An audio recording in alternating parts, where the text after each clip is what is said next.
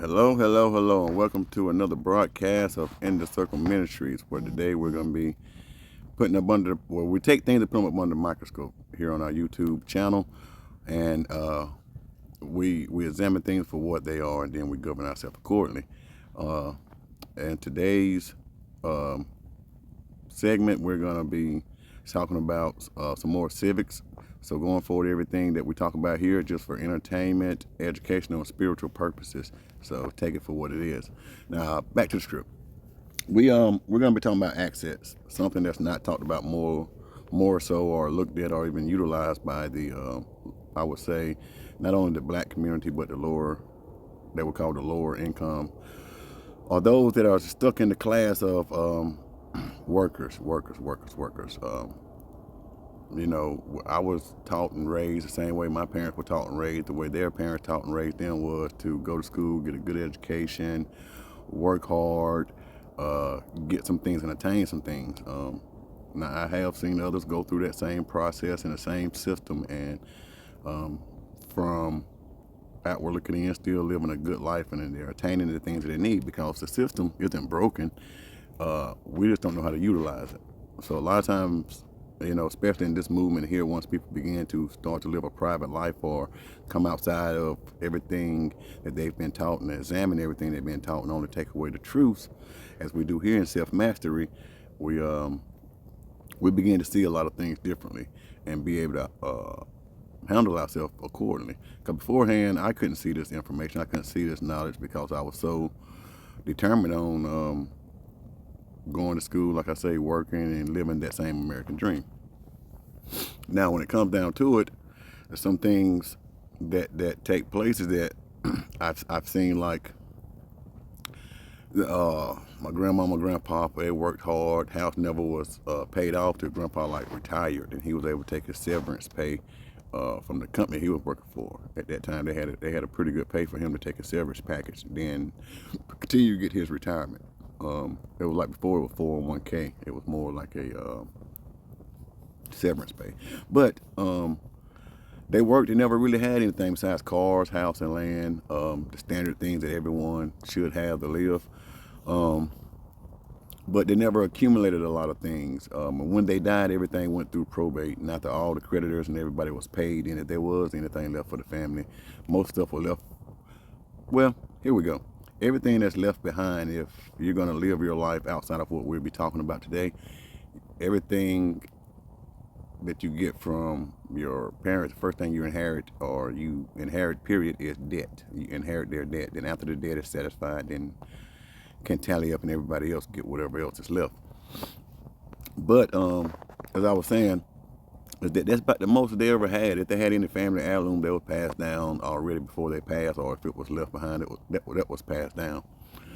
Um, so like I was saying before, is that we only hear about trust and we think about trust. We think about businesses, we think about the rich people, and we think about those that really have something to put into a trust. So we have a misunderstanding about trust and what trusts are and what they're able to do and what they are there for, what they're created for.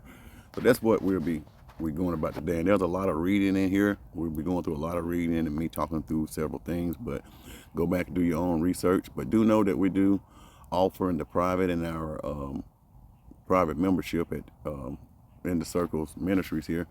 Um, we do offer all types of trust and the trust indentures and the things that you'll need so as you can properly operate yourself in trust as well. But what I was saying before though is that we really have never really taken advantage or known about it or even dug into it too much. Um, we knew about putting things in trust as far as certain elements that come with putting it in trust, like land in trust, and people down here have properties in trust, and trust owning businesses and things of that nature. And most corporations and anything else are no more than trust. Also, the Bible is a trust, and it's a trust indenture. Once you go to understanding trust and trust law, you understand the Constitution, and all those things too are written up as a trust. But for today, we're going to go ahead and start off in here and let it take us to wherever we want to. And we'll start off here at the top is what is a legal trust, common purposes, types, and structures. A trust is a legal entity with separate and distinct rights, similar to a person or a corporation. And we're not going to be able to do it here, but go check out the legal definition and the IRS definitions. Look them up in those ways for persons or corporations, and look up their legal definition for trust as well. Okay. But a trust is a legal entity with separate and distinct rights, similar to a person or corporation. In a trust, a party known as the trustor gives another party, the trustee, the right to hold title to the managed property or assets for the benefit of a third party, the beneficiary.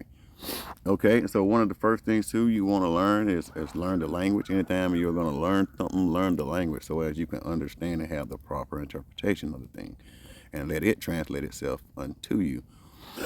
Let it interpret itself unto you. So you got to know the language so you can have the right translation interpretation that will be given to you by it. But you have trustor. Also with the trustor, you're going to have grantor, settlor, and I think that's it, settlor, trustor, and grantor. Now that person is the one that starts the trust, or that has or initiates the whole trust, if that makes sense. They're the ones who's going to start the trust. And the trustee is the one that's the individual or entity that's going to have control over it. The trust is actually going to own the property. The trustee is going to control it for the benefit of the beneficiary, which is the third individual. So you got one that starts, one that is passed to, that in a sense takes over the everyday task of it for the benefit of someone else and not themselves. And we talk more in the private more about who, how, and when you can be a trustor, when you can and how to be a trustee, when and how you can be a beneficiary. Because there's certain type of trust, and it's dependent on how it's written and how it's formed, and determines what type of trust it is as well. So the formation of the trust helps. The formation of the trust determines what type of trust it is. Now we're down here at the second paragraph. Trust can be established to provide legal protection for the trustor's assets to ensure they are distributed according to their wishes. Additionally, trust can save time, reduce paperwork, and sometimes reduce inheritance or estates tax. And so, yeah, you have to keep up with me because I will stop after a certain time. So, good thing about it being a video recording, you can always stop and replay it and catch back up with me. But what I was speaking about earlier is about the trust being able to, and it says sometimes reduce, but the trust, depending on what type of trust you have and you get it set up right, it will eliminate the inheritance taxes, and also it'll skip probate too. So as your inheritance can go to your kids first and everything can be taken care of the way it should be. So, and not the creditor first or whoever they owe first. You get to skip and eliminate that process. So that's another thing we were taught. When you hear me say on this channel a lot about indoctrination. So when I speak of indoctrination, I don't speak about it only in the religious format, no matter what religions you may have, or because they're going to make you be indoctrinated to a certain way of thinking, believing, and seeing the Bible or whatever scriptures they're using. They're pushing their agendas and their thoughts through that, and everyone else must conform to it. But you listen to the Bible itself, it tells you not to be conformed, but be transformed. But nevertheless, we've also been taught that during the school, in the public schools, and a lot of the private schools use government-backed or government requirements. Everybody's trying to meet the federal government requirements, so that puts you up under the indoctrination of the Almighty God government. And as you begin to learn and see too that not only is the government seen as a God, but he's also replaced himself in the family through marriage, licensing, and through just the point period as being the father in the relationship and offering the benefits of Medicaid and Medicare and all these other things. So you accept these benefits, then it becomes also the father. This is what comes to child support and all these other things. So they're going to be teaching you to follow and stay up under the jurisdiction of the government, not to say anything bad about that, but stay up under the rule of the government, where you have an extra side called the private side, which the public mimics for you to actually live by. And all of your private rights is the reason we have a public. If it was not for the private, we would not have the public. So the public is just a mimic of everything done in the private. And what we have been done is not been taught anything about the private. We've been separated from it. We've only been taught public. And so that was the issue I was speaking of earlier with the way we was raised and we come up in this Western civilization. But we're going to start back down here at the third paragraph. Trust can also be used as a closed-end fund built up as a public limited liability company. And for those that want to dig in deeper and know more about stocks and bonds and the trading and the stock market and all these other things, closed-end funds, trust you can set up. As you can see the business side of it, you can also grow into that as well from your private and still handle yourself in the public. So read more about the closed-end funds and those things. Trust can also be used as a closed-end fund built as a public limited company. Learn more about trust and how they are used to protect assets and beneficiaries. Key takeaways. A trust is a fiduciary relationship. Learn that word too, fiduciary. Fiduciary relationship in which a trustor gives another party known as the trustees the right to hold title to property or assets for the benefit of a third party. While they are generally associated with the ideal rich, trusts are highly versatile instruments that can be used for various purposes to achieve special goals. Each trust falls into 6 broad categories: life, living or testamentary, funded or unfunded, revocable or irrevocable. Understanding trust. Trusts are created by settlors. Remember I was telling you that earlier, they were talking about the trustor earlier, now they're talking about the settlor. And then you're going to have the grantor as well. An individual along with a lawyer, no, you do not need a lawyer. You can write up your own trust and do it in the private as well. You go through the lawyer, I'm going to tell you now, he's not going to be too quick to want to do anything to deal with one of the things that works the best, and that is an irrevocable trust. I'm going to tell you that now. Go ahead and spoil some of the information, but irrevocable trust is what you want to have. Once the property goes in there, it can't be broke up. You're going to have to have an outside entity of the government or someone else to come through and actually disannul your trust, but that we talk about more in the private. There's ways to prevent that as well. But who decides how to transfer parts of all of the individual assets to trustees? These trustees hold on to the assets for the benefits of the trust. The rules of the trust depends on the terms on which it is built, and this is called a trust indenture. What they're talking about, the rules and the terms on which it was built. This is the trust indenture. This is like it spells out what everyone's jobs is, what everything is, and what to do with everything, and everybody's job requirements. Or just like the Bible has its own things, it has this sort of rules for everyone to abide by. God says if you do these things will happen. And if you do these things will happen. And as long as you govern yourself up under these things, the blessing of God will stay upon you. So as long as you stay in good standings with the trust, you don't have to worry about any issues. But those are trust indentures, just to give you that small example of what they are. If you're not familiar with it, you get more in detail and read more trust and learn about trust documents. But that's what we have our private classes for. Okay. The rules of the trust depend on the terms on which it is built. In some areas, it is possible for beneficiaries to become trustees. For example, if in some jurisdictions the grantor can be a lifetime beneficiary and a trustee at the same time. So you can be all three at the same time, what they're telling you. And a lot of times, this is how they try to disannul your trust. If you're going to say it's an irrevocable trust, and it depends on how you handle yourself as the grantor, settlor, and the beneficiary, trustee as well. You know, as long as you're not the main beneficiary, as long as there are other beneficiaries, as long as there are other trustees, this is how you can get around that. So there you go. A trust can be used to determine how a person's money should be managed and distributed while that person is alive or after death. A trust helps an estate avoid taxes and probate. You hear that? So that's what they're telling you in the public. So a lot of times you get into this information and a lot of people will steer you wrong and tell you that certain type of trust, or they give you fancy names for a trust. And if you don't know what the basis of a trust is and be able to read that trust and trust indenture, then you can tell if the trust is worth having. Some of them call it express trust, business trust. Like I say, we'll have different types of name of trust that they will say you want to have, but every trust is an express trust because it expresses itself. But learn those other things. In other words, get more, like we say, because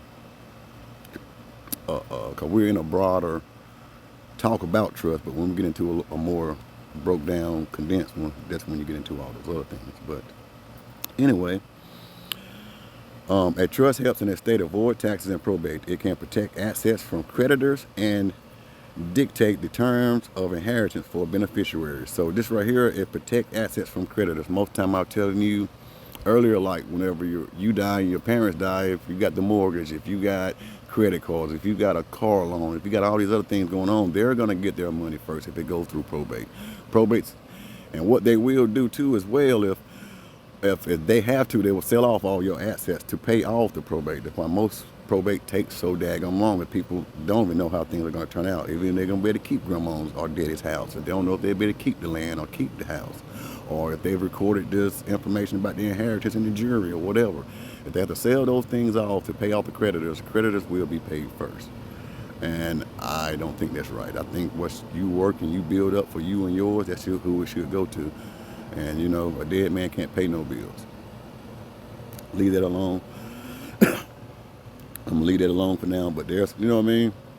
Once you understand more so about the credit, securities, and how everything works out, and the notes, and how the system works out, as I say, we teach more in the private, then you understand the whole scheme of things, and that you are actually the creditor and not them. But another show, another purpose.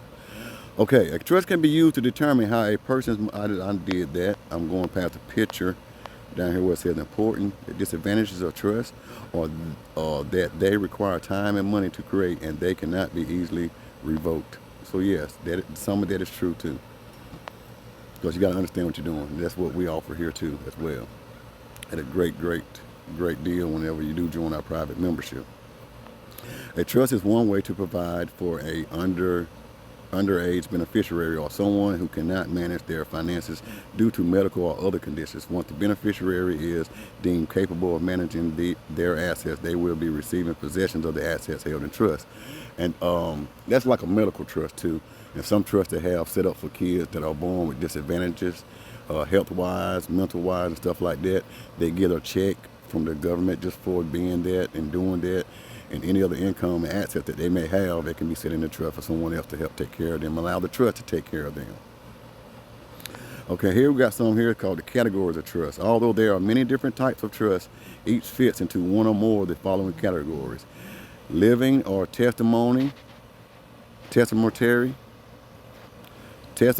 revocable or irrevocable, funded or unfunded. And the living trusts, revocable or irrevocable, fund or unfunded. Remember those and look those up and find out what they are. And read from more than one source. We offer books here too. We have some of the oldest books on trust from like 1871 when they first started dealing with trust or publicizing some of the writings about trust from when they began. We offer also in our private membership at Inner Circle Ministries. You can contact us on here and also through Inner Circle at gmail.com. That's INCIRKLE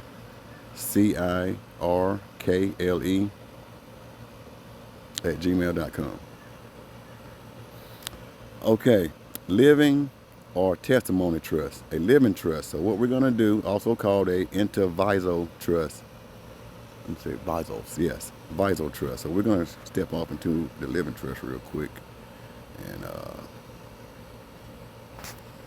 see what they're talking about. What is a living trust? A living trust is a legal arrangement established by an individual, the grantor, during their lifetime to protect their assets and direct their distributions after the grantor's death.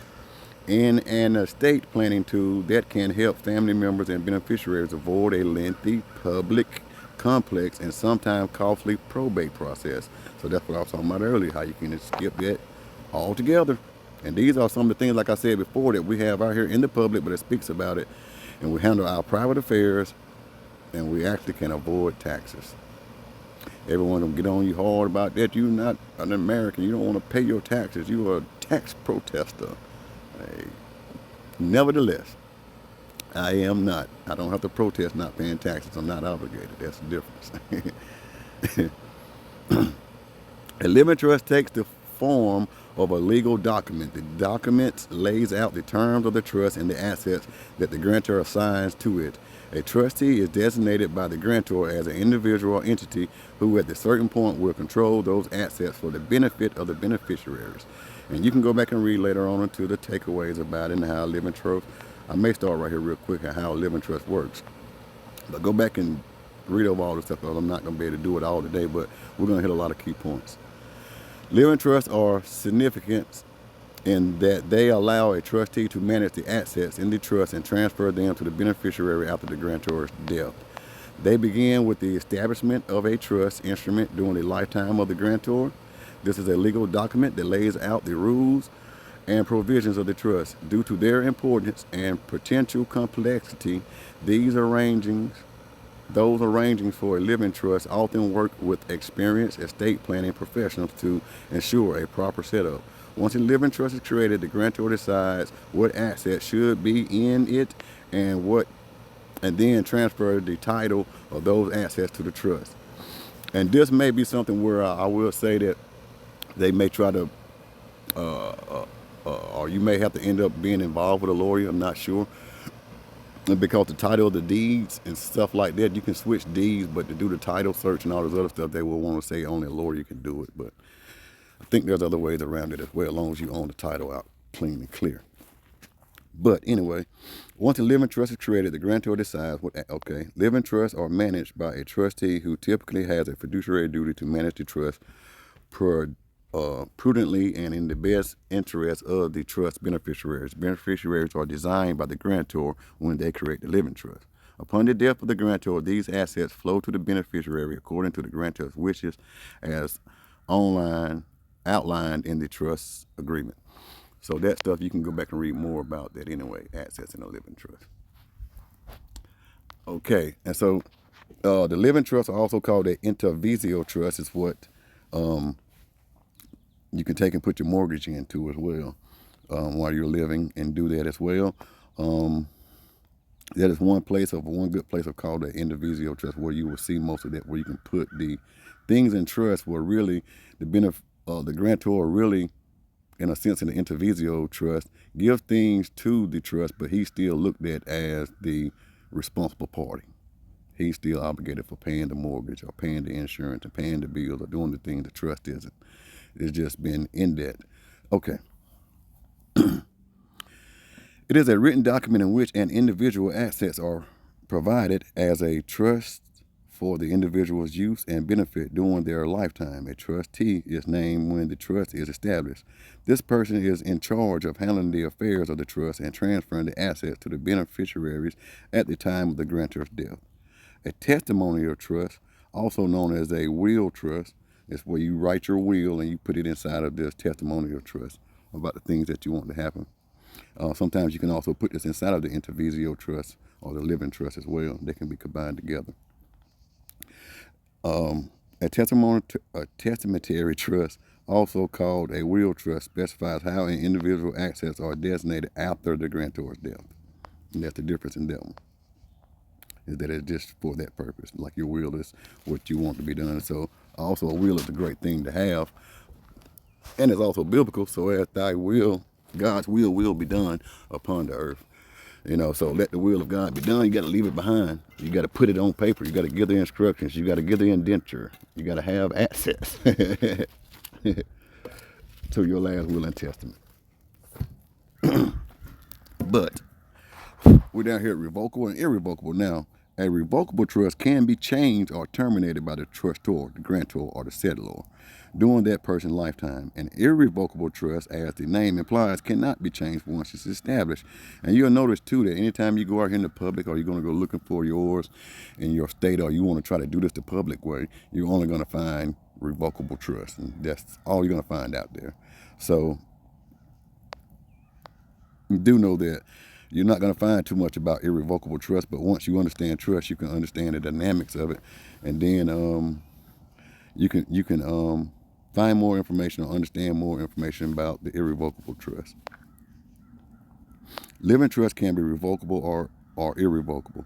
Testimony trusts are generally irrevocable once established, but can be revoked via a will if the grantor is still alive. The fact that it is unalterable, containing assets that has been permanently moved out of the trustor's possession, is what allows estate taxes to be minimized or avoided altogether.